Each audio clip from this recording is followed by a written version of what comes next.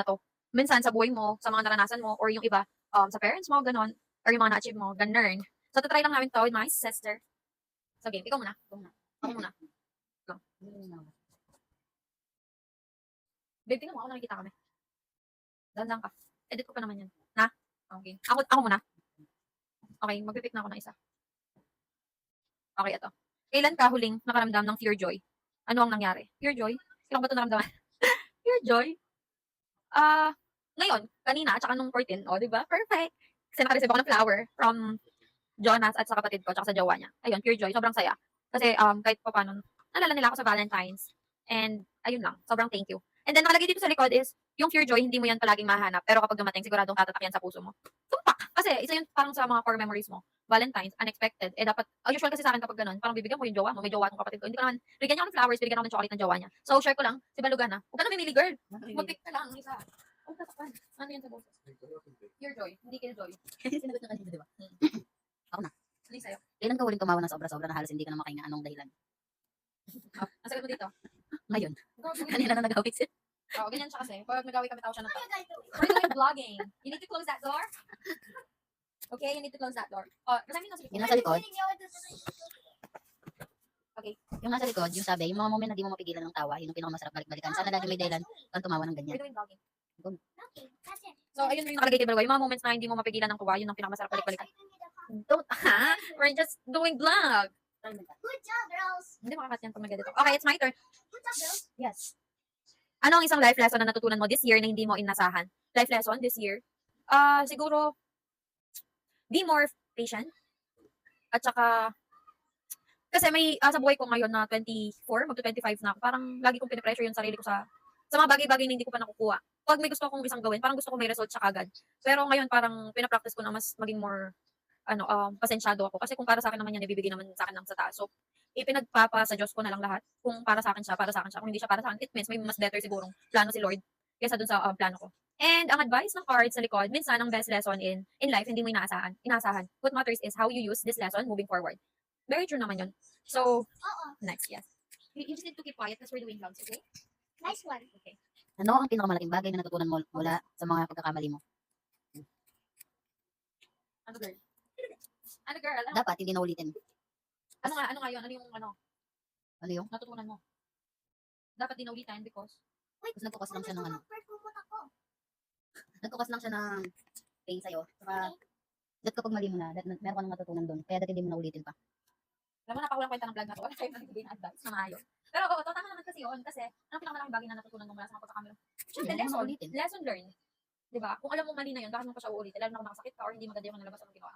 So, it's my turn. Don't look. Ano to? Tingnan natin lang. What makes you want to continue? Napakano na to, napakagandang question nito. Ako, kapag feel kong hindi ko na kaya or yung pressure, nape-pressure ako. May kasi ako pressure ko yung sarili ko eh. Pag ganon, ang inisip ko lang, yung pinaka-goal ko, kung bakit ko to ginagawa, kung bakit gusto ko siya ma-achieve, ano bang gusto kong mangyari, ganon. Yung future kasi yun eh. Kasi ginagawa ko naman, for example, yung trabaho, ba't ako nagtatrabaho? Kasi kailangan ko ng pera, kasi gusto kong may mapundar, meron akong in the future. Ayun, for me, what makes you want to continue?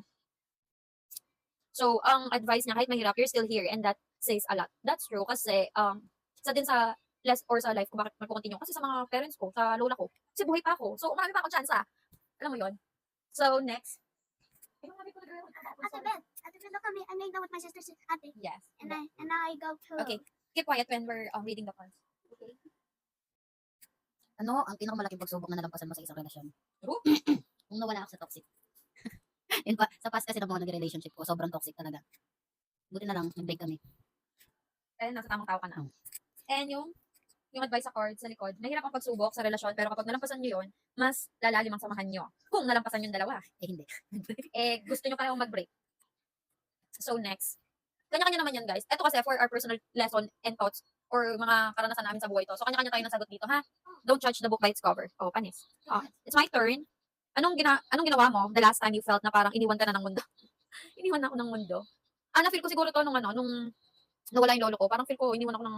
Parang na-feel ko ba na iniwan ako ng mundo nun? Oo, kasi siya yung parang siya yung parang ako napilayan. Parang yung pa ako napunta sa isang hukay nung nawala siya. So, parang feel ko, iniwan ako ng buong mundo. Kasi feeling ko siya lang nakakaintindi sa akin, sa lahat-lahat, siya lang nakakaunawa. Yung gano'n, yung taong paano ko explain? Parang para sa akin, siya yung taong kahit hindi ako magsalita, alam niya kung anong masakit ko and anong kailangan ko at kung ano makakapagpasaya sa akin. Ayun. Parang feel ko iniwan ako ng buong mundo, alugmok na alugmok ako, araw-araw ko umiiyak. Ayun. And yung advice niya, nakakatakot yung pakiramdam na parang iniwan ka na. Pero kahit parang wala kang kasama, may mga taong nagmamalasakit sa'yo, promise. That's true naman kasi kahit nawala naman yung lolo ko, nandiyan pa rin naman yung lola ko, yung parents ko, mga kapatid ko, yung jowa ko, na nagbibigay pa rin ng love na hinahanap ko. So yun lang for me. O ikaw naman. Ikaw naman Hindi ate. mo Kailan mo rin naramdaman na kailangan mo ng yakap? Sinong gusto mong yakapin? Nung namatay din si lola ko. Kasi feeling ko, hindi ko na siya ulit mayayakap. Kaya, Ate nung Ben, time na yon feeling ko, sobrang down ko, tapos kailangan ko siya kasi siya lang nagpalakas sa akin simula bata ako. And siya lang din yung kakampi ko sa lahat. Yeah, same kami. Kaya ganun.